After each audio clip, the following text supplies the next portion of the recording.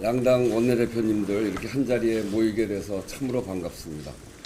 권성동 대표님 당선을 다시 한번 축하드리고, 이 아주 어려운 시기에 막중한 책임을 맡으셔서 여러 가지 걱정도 많이 되시겠습니다만, 그동안 많은 경험을 가지고 계신 분이기 때문에 지혜롭게 잘 해결해 나갈 것이다, 그렇게 믿습니다. 박찬대 대표님도 그동안 많은 중대사를 이끄시느라 정말 수고 많으셨습니다. 두 분 수석님들도 수고하시고 또 수고도 하셨습니다. 지난 토요일에는 우리 헌정사에 있어서 세 번째 대통령 탄핵소추가 있었습니다. 국가적으로 매우 불행한 일이나 국민의 뜻이 모인 결과인 만큼 이제 우리 국회는 이 상황을 수습하고 국정을 안정시키는데 온 힘을 집중해야 할 때입니다. 특히 지난 비상계엄으로 촉발된 혼란스러운 정국을 빨리 정상화시키고 대외 신인도를 회복해서 민생 경제를 복원하는데 국회의 책임과 역할이 더욱 필요할 때입니다. 국정의 중심이 국회인 것처럼 국회의 중심 역시 국민이어야 합니다. 민생을 가장 먼저 챙겨야겠습니다. 골목 경제 그리고 바닥 경제 현장에 가장 닿아 있는 것이 국회의원들인 만큼 국회가 더 크게 책임을 다할 때다, 이렇게 생각합니다. 여야 모두가 더 큰 각오로 민생 현안을 해결하기 위해서 나서야 합니다. 그래서 지금 이 순간만큼은 여야가 국정 안정과 국민의 안심을 위해서 머리를 맞대고 힘을 모았으면 합니다. 국회 추천 몫의 3인의 헌법재판관 인사청문회 관련 일정, 그리고 비상계엄 국정조사 특위 구성건에 대해서도 여야 간 협의를 부탁드립니다. 나라가 어두울 때 가장 밝은 것을 들고 나온 국민이 계셨듯이 이제 국회가 국민이 기댈 언덕이 되어야 합니다. 오늘 이 자리를 시작으로 난국을 극복하고 국민을 지키는 국회로 나아가겠다는 다짐을 함께 나눕시다. 이렇게 한자리에 앉게 돼서 반갑고 감사합니다. 여당 문제.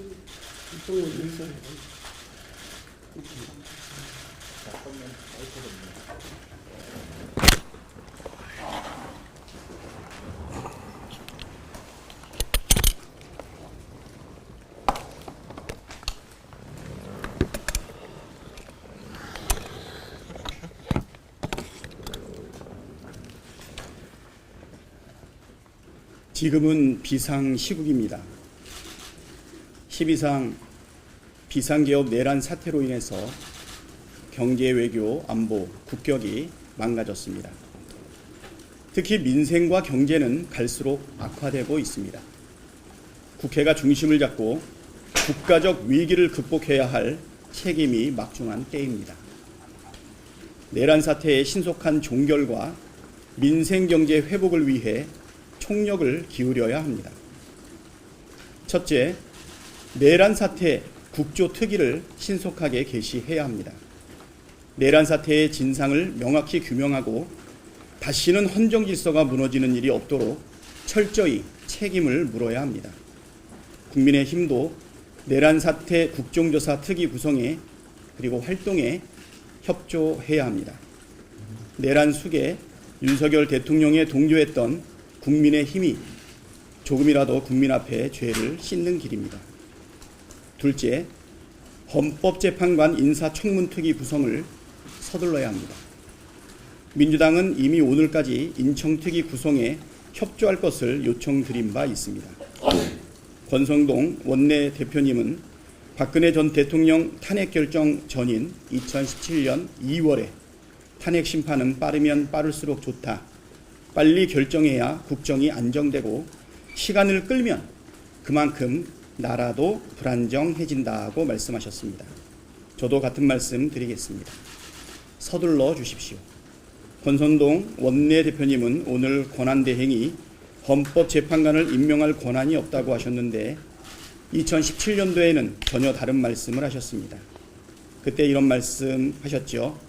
대법원장이 지명하는 헌법재판관을 대통령이 임명하는 것은 형식적인 임명권이다. 국회가 추천하는 헌법재판관 임명도 마찬가지라는 말씀 드립니다. 셋째, 비상시국에 국무위원들에게 여당이라면서 불필요한 압박을 가해서는 안 됩니다. 대통령이 국회에서 탄핵된 엄중한 상황인 만큼 내각은 중립을 지키고 국정 운영에 집중해야 합니다. 특히 국회가 의결해 통과시킨 법안들에 대해 거부권 행사를 종용하는 일이 있어서는 안 됩니다. 국회 몫의 헌법재판관 임명이라는 소극적 권한 행사도 안 된다면서 적극적 권한 행사인 거부권을 주문하는 것은 명백한 모순입니다. 넷째, 민생경제 회생을 위해 정부와 국회가 힘을 모아야 합니다. 민주당 이재명 대표가 제안한 국정협의체에 대해 한덕수 권한대행이 이미 적극 참여할 것을 선언했습니다. 이에 국민의힘도 즉각 참여할 것을 촉구합니다. 이 위기를 극복하는 데 여야 모두가 힘을 모아야 합니다. 다섯째, 18일부터 열리는 임시국회에서 민생경제 회복을 최우선 과제로 다뤄야 합니다. 추경 편성을 비롯해서 얼어붙은 서민경제를 살리는 데 국회가 힘을 모아야 할 때입니다. 엄중한 시기임을 고려해 국무위원들이 출석하는 대정부 질의도 제안합니다. 또한 모든 상임위를 풀가동하여 민생 입법을 신속히 처리할 것을 제안합니다.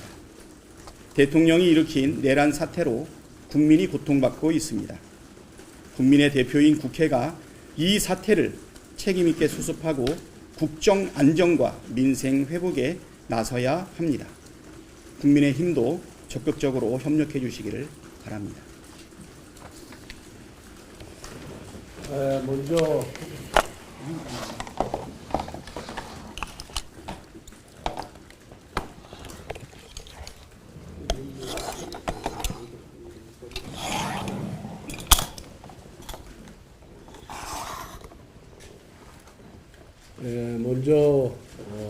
대통령의 그런 비상경 선포와 탄핵 소추로 인해서 국민들에게 큰 불평과 혼란을 가중시킨 점에 대해서 집권 여당의 일원으로서 국민 여러분들께 심심한 사과를 드립니다. 오늘 제가 원내대표에 취임한 이후에 처음으로 민주당 원내대표를 뵙는 자리인데 일종의 상견례 자리에서 정치공사를 일관하는 민주당 원내대표의 모습을 보면서 씁쓸함을 금할 길이 없습니다. 이거는 새로 취임한 원내대표에 대한 예의가 아니다라는 말씀을 먼저 드리겠습니다. 그리고 제가 원내대표에 선출된 이후에 민주당의 박찬대 원내대표에게 면담을 제안했으나 거부당했고 또 민주당의 원내대변인은 협상 상대를 인정할 수 없다라고 이렇게 격하게 저를 환영해 주셨습니다.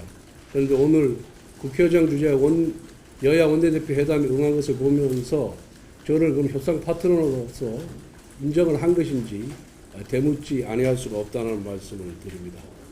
정말 어렵습니다. 힘듭니다.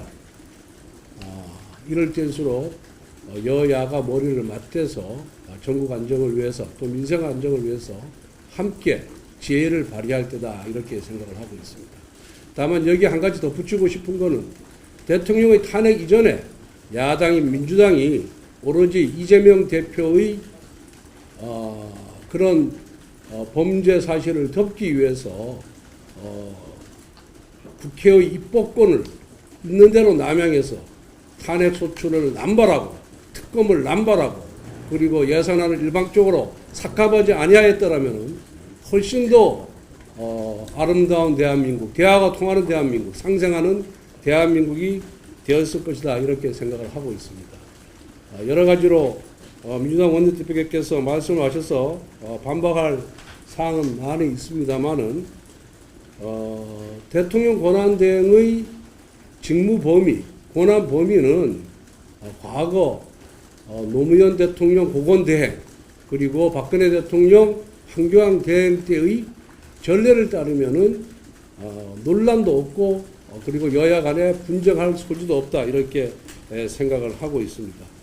이미 대통령 권한대행이 헌법재판관을 임명할 수 있느냐의 문제는 이미 지난 8년 전에 박근혜 대통령 탄핵 당시에 민주당의 당시 추미애 당대표, 또 우상호 원내대표, 그리고 나중에 법무부 장관을 역임한 박범계 법사위 간사 모두 대통령 권한대행은 헌법재판관을 임명할 수 없다라고 주장을 했고, 또 민주당 친민주당 학자인 임지봉 서강대 교수 등 여러 친민주당 학자들도 같은 견해를 표시한 바가 있습니다.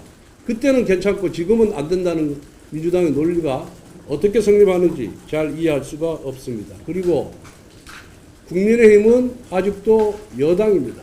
그래서 여당이 정부 총리나 장관들과 당정 협의를 하는 것은 아주 자연스러운 일인데 그것을 압박이라고 호도하는 저희가 뭔지 모르겠습니다.